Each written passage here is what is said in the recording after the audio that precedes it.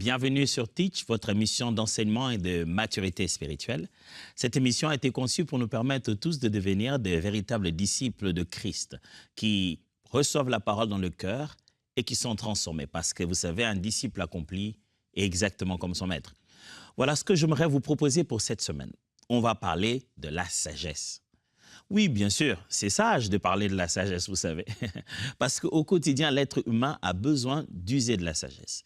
Et en tant qu'enfant de Dieu, plusieurs fois la parole nous répète combien la sagesse est si importante, au point même de personnifier Christ comme étant la sagesse de Dieu. Mais la sagesse, d'après la Bible, que veut-elle réellement dire? Qu'est-ce que signifie la sagesse? Comment devons-nous comprendre la sagesse? Alors pour ça, let's teach. Grandissons ensemble.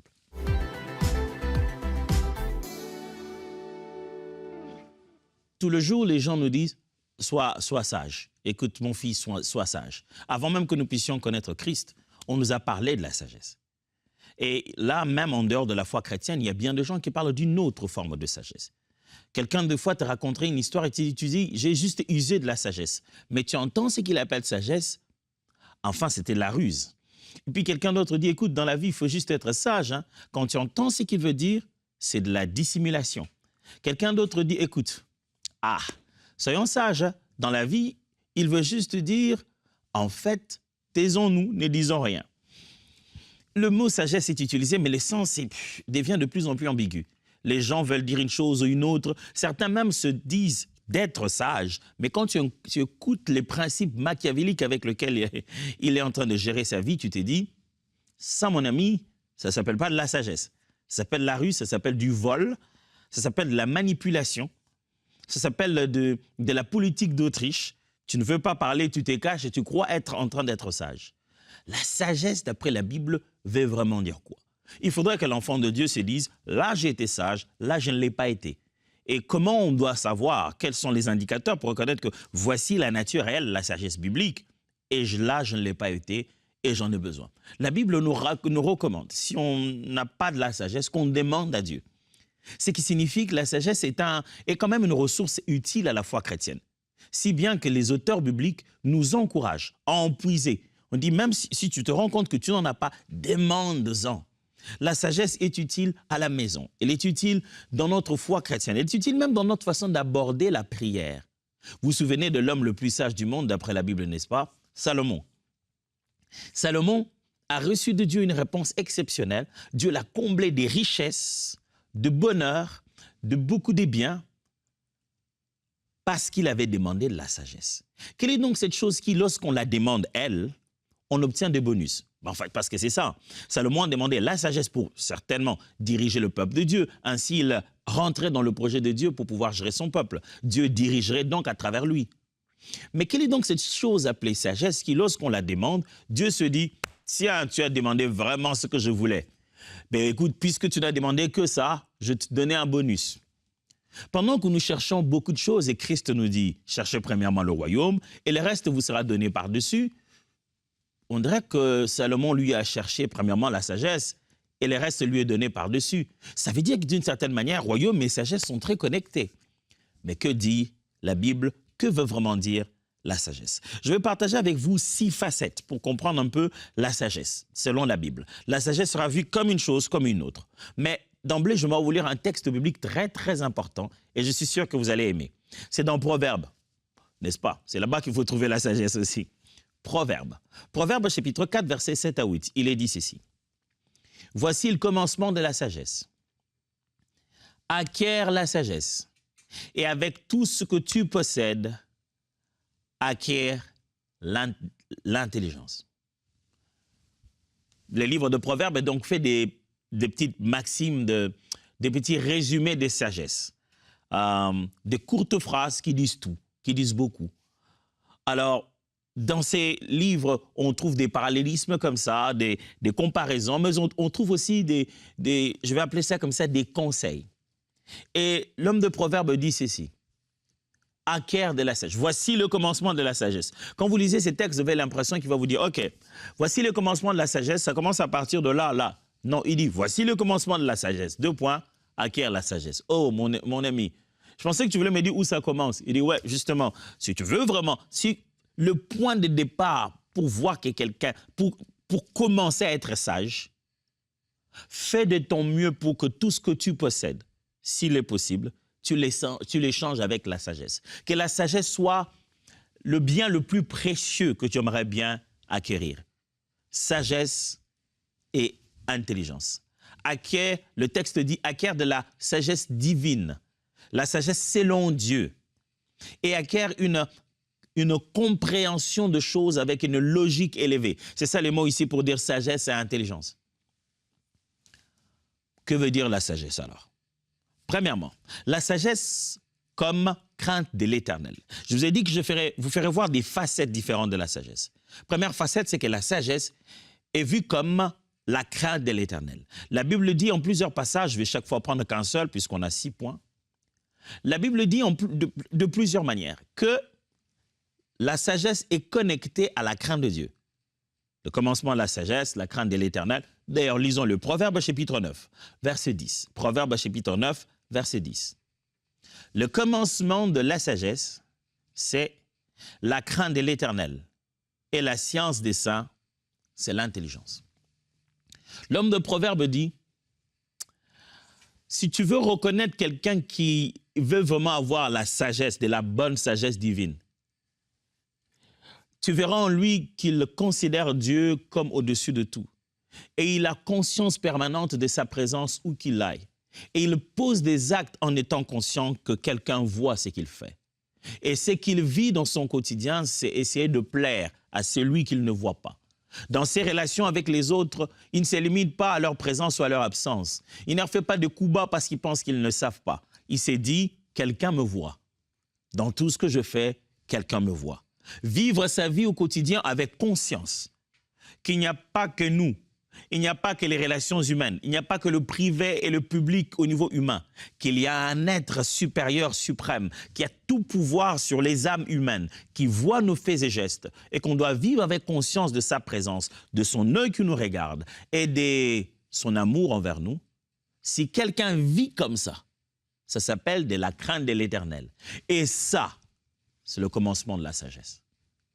La sagesse est vue donc comme la crainte de l'Éternel. Cette conscience de vénérer Dieu, de se dire il existe un Dieu et je lui dois du respect. Le niveau de crainte, la conscience de la crainte, elle n'est pas toujours la même. Mais il dit ceci.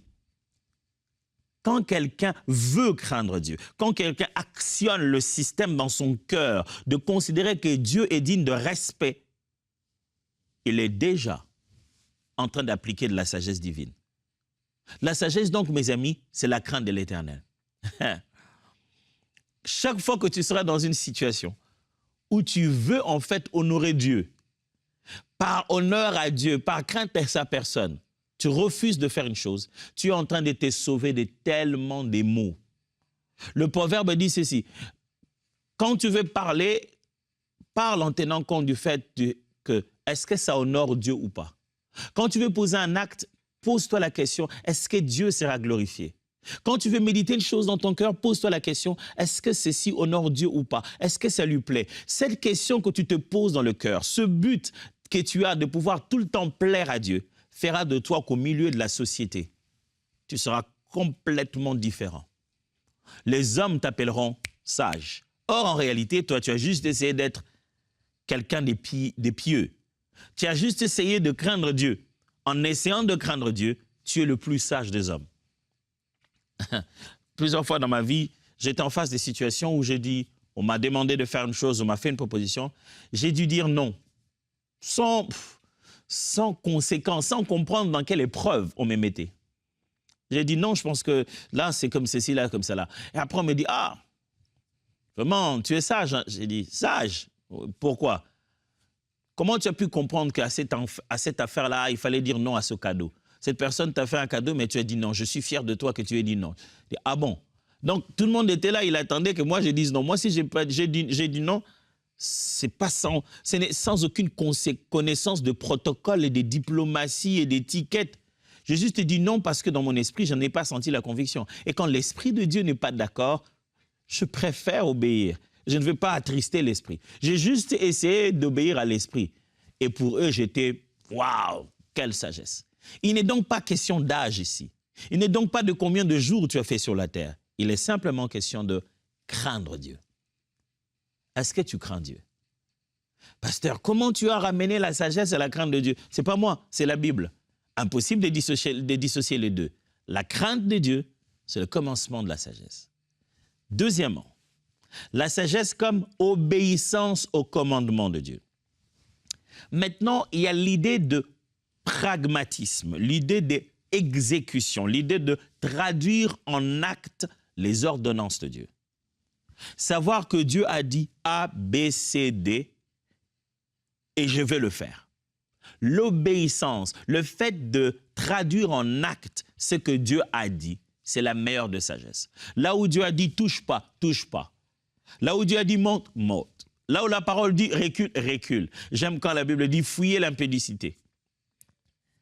C'est l'un des combats les plus exceptionnels de toute la vie. C'est le seul combat où vous gagnez parce que vous avez perdu. C'est-à-dire c'est en fuyant que vous gagnez la bataille. Dieu dit, tu vois ça? Fuis, fuis, c'est la meilleure façon de gagner. Mais Seigneur, celui qui est en moi est plus puissant que celui qui est dans ce monde. C'est celui qui est puissant qui te dit que ta solution dans l'affaire, c'est fuis.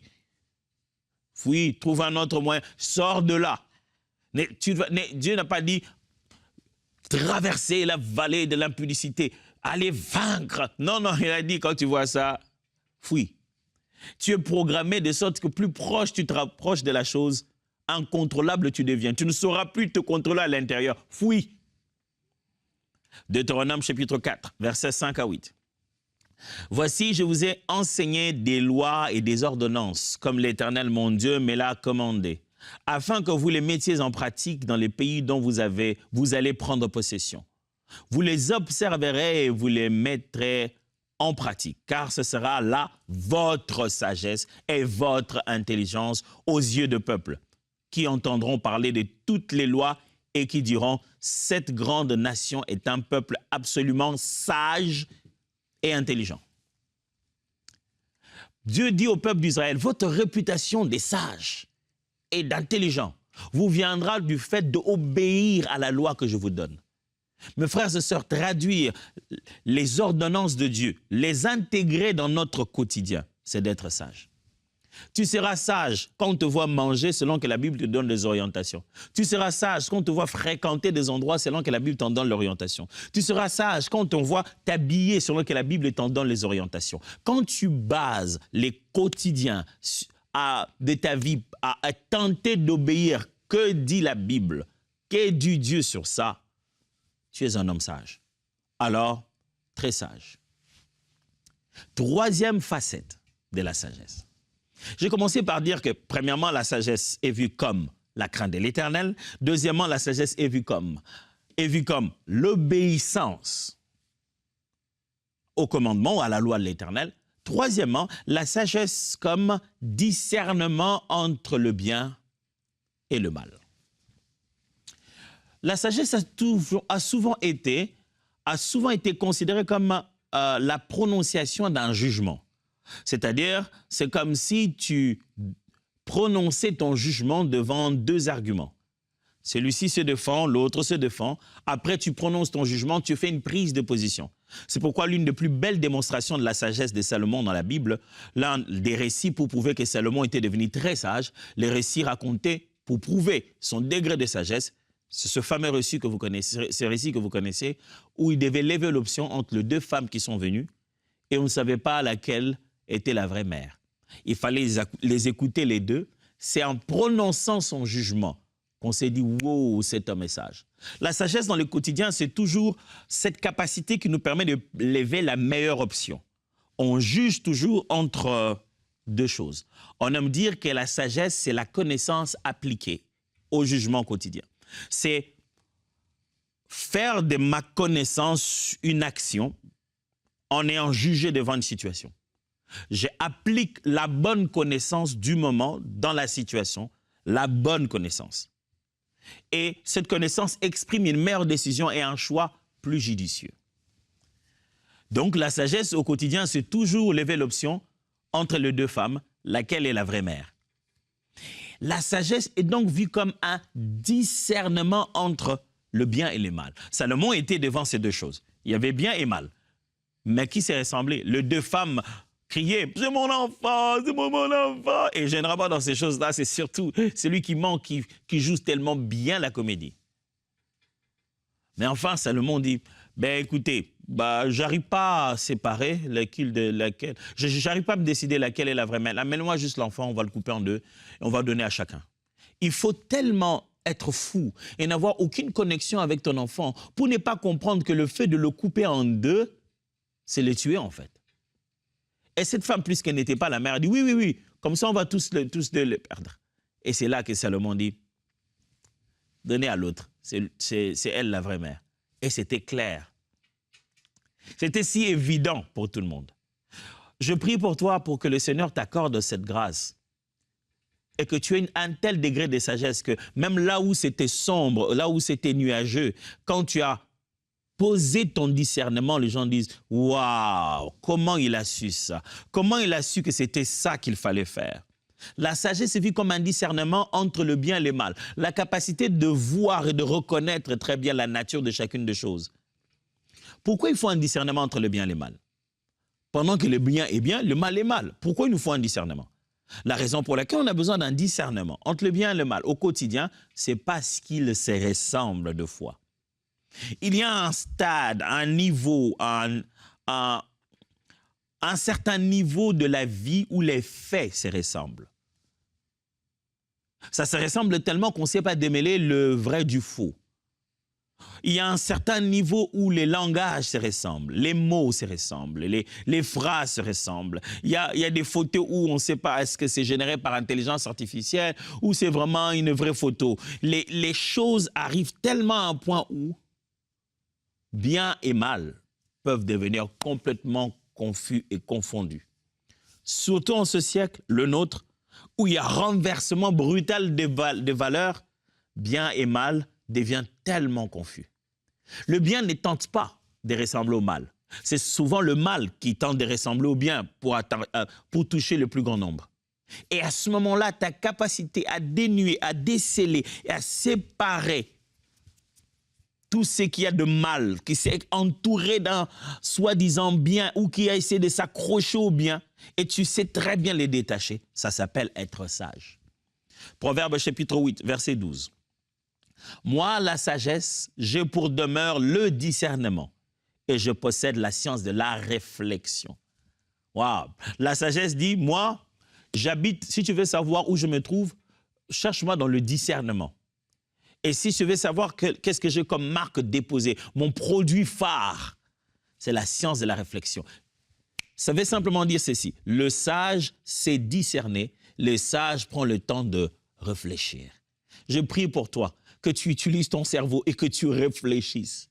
Beaucoup de chrétiens, dès qu'ils commencent à devenir spirituels, ils pensent qu'ils doivent abandonner la réflexion. Or, on est en train d'apprendre la sagesse qui demeure dans le discernement et qui détient la science de la réflexion. Hébreux chapitre 5, versets 13 à 14. Or, quiconque en est au lait n'a pas l'expérience de la parole de justice, car il est un enfant.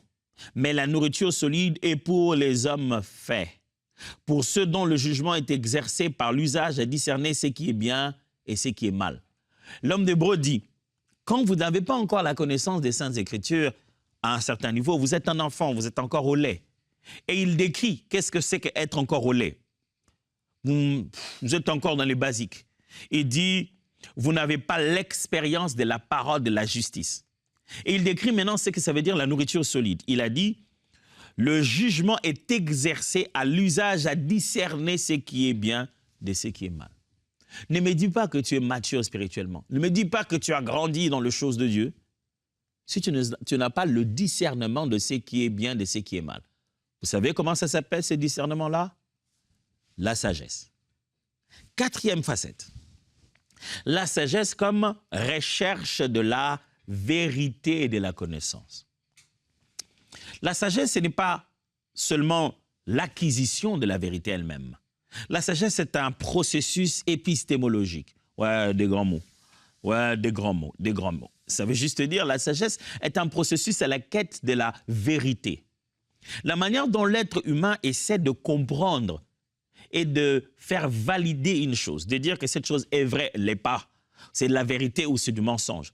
Ce processus vers la vérité détermine la nature de la sagesse que tu as.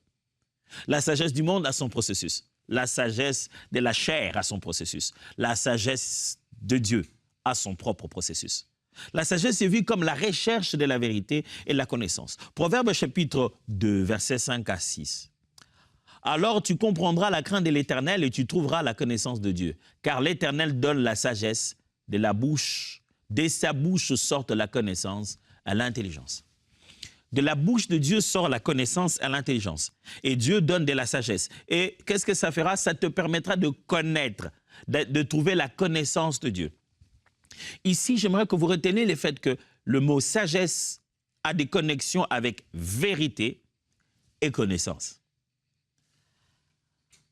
La sagesse, certainement, vient au fur et à mesure qu'on apprend. La vérité, justement, on la découvre au fur et à mesure qu'on apprend. Connaissance, sagesse et vérité sont trois concepts qui sont très proches et entremêlés. Quand on parle ici de connaître, d'avoir la sagesse biblique, on est en train de parler de connaître la personne de Dieu et sa loi, vous l'avez déjà compris. On est surtout aussi en train de parler de connaître la vérité. Parce qu'à un moment donné dans la vie, il te faudra avoir un roseau, un standard, un repère de vérité ou de mensonge, un test qui fait que quand ça passe par là, je regardais un documentaire où on montrait comment on reconnaissait dans les aéroports les gens qui ont pris des substances illicites et qui les ont mis dans leur sac. Alors pour les tester, ils avaient un truc à tester à l'intérieur. Ils mettaient une petite partie, il suffisait de tapoter dessus et ça changeait de couleur. Et ça devenait mauve. Il faudrait qu'il y ait cette substance qui, elle est là. Pour que chaque fois que je mets dedans quelque chose, je tape dessus. Quand ce n'est pas la vérité de Dieu, ça devient mauve. Quand ce n'est pas la connaissance de la parole, ça devient mauve. Quand ce n'est pas la révélation du Dieu Tout-Puissant, ça devient mauve. Et ça, c'est de la sagesse. Mais je l'ai obtenu justement par cette connaissance de la personne et de la parole de Dieu, par cette capacité de reconnaître qui est Dieu, qu'est-ce qu'il a dit. Et cet instrument devient mon instrument de la vérité. Et cet instrument de la vérité n'est pas juste un ensemble d'informations, mais c'est une relation avec une personne qui est lui-même la vérité. 5. Cinquième facette pour comprendre ce que veut dire la sagesse. La sagesse comme dépendance de Dieu dans les décisions. La Bible montre aussi qu'être sage signifie dépendre de Dieu dans nos décisions. Ne rien faire sans le consulter, c'est ça la meilleure de sagesse. Tu te dis, je dois faire ça, je vais d'abord parler avec Dieu. Consulter l'Éternel. Se rendre compte qu'on ne peut pas avancer si loin sans le Créateur, sans l'auteur, sans le chemin. C'est faire preuve de sagesse. C'est même l'essence même de la sagesse. Proverbe chapitre 3, versets 5 à 6. Confie-toi à l'Éternel de tout ton cœur et ne t'appuie pas sur ta sagesse. Reconnais-le dans tes voies et il aplanira tes sentiers. Confie-toi à l'Éternel de tout ton cœur et ne t'appuie pas sur ta sagesse. Waouh, waouh, waouh, waouh. Mais tu venais de dire qu'il fallait qu'on soit sage. Oui, oui. Il y a une sagesse de l'homme qui ne vaut rien s'il n'est pas appuyé, s'il ne s'appuie pas sur l'Éternel. J'aime comment la suite dit, cela sera de la vigueur dans tes muscles. L'auteur est en train d'associer la sagesse avec la bonne santé. La confiance à l'Éternel. Si tu te confies à l'Éternel, non pas à ta propre sagesse, tu deviens même physiquement en meilleure santé. Frères et sœurs, la sagesse biblique, c'est la dépendance à Dieu. Il est sage de prier Dieu avant d'entrer dans cette affaire. Il est sage de consulter l'Éternel avant de te laisser prendre par tes sentiments amoureux. Il est sage d'en appeler au Seigneur avant de dire oui parce que tu as vu de l'argent. Il est sage de te tourner vers Dieu avant de pouvoir prendre cette direction. Tu ne sais pas ce qui t'attend. Il est sage de se tourner vers Dieu même quand tu démarres pour commencer un si long voyage. Ça ne te coûte rien de recommander ton voyage entre les mains du Seigneur, même si tu es le pilote de l'avion et que tu en as les diplômes. Quand tu t'appuies sur l'Éternel, c'est plus élevé que ta sagesse humaine. L'auteur essaie de montrer que rester sur sa propre sagesse, ça ne vaut pas la peine. La meilleure des sagesses serait de s'appuyer sur l'Éternel. Et enfin, la sixième facette de la sagesse, pour comprendre que veut dire la sagesse biblique, c'est voir la sagesse comme bénéfice pour la vie et l'âme, comme un avantage, un bénéfice, quelque chose qui nous vient comme un don, un cadeau supplémentaire pour notre vie et pour notre âme. Proverbe chapitre 3, toujours verset 14, versets 13 et 14. Heureux l'homme qui a trouvé la sagesse et l'homme qui possède l'intelligence, car le gain qu'elle procure est préférable à celui de l'argent et le profit qu'on en tire vaut mieux que l'or. What? Ça veut dire quoi ça? L'or? Ah, allez, arrêtez ça. L'argent? Il y aurait sur cette terre quelque chose qui est mieux que l'or et le profit qu'on en tire vaut mieux que l'or et c'est préférable à l'argent. Allez, attends, je te tends un billet de $100 ici.